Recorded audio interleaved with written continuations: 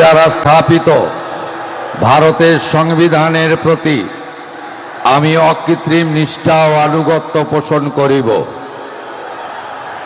আমি ভারতের সার্বভৌমত্ব ও অখণ্ডতা রক্ষা করিব।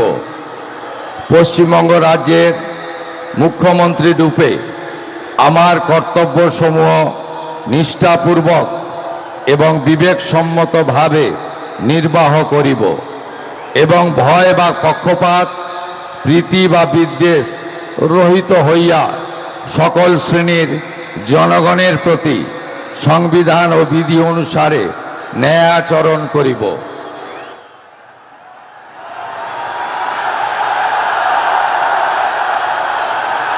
আমি